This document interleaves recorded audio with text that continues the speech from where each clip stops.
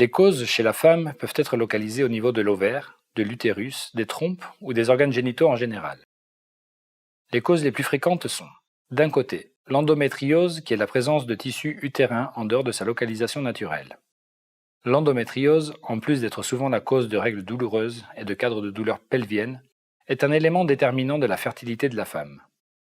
Une autre cause fréquente de la femme sont les dérèglements ovulatoires. L'ovaire a besoin de libérer un ovocyte périodiquement pour que cet ovocyte soit fécondé et conduise à un embryon. Mais voilà, de nombreuses femmes ovulent sporadiquement ou simplement n'ovulent pas. Mais, de plus, il existe des causes héréditaires. Entre elles, le syndrome de Turner ou d'autres maladies qui provoquent que les femmes naissent déjà avec une détérioration ou une impossibilité à concevoir. Et nous ne pouvons pas laisser de côté les causes tubaires, les trompes, l'organe qui unit l'utérus à l'ovaire, car elles jouent un rôle indispensable dans la fécondation in vivo, et elles ont pu souffrir des lésions importantes à la suite de processus infectieux ou inflammatoires.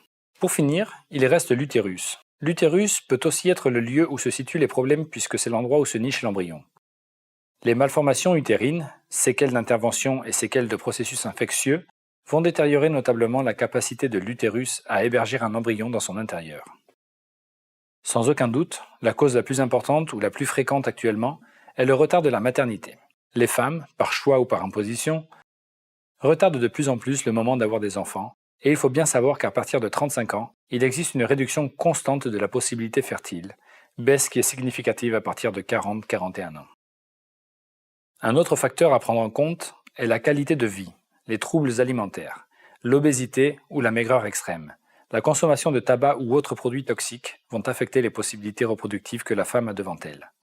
D'où la nécessité d'avoir des habitudes de vie saines qui demeureront constantes dans la vie de la femme.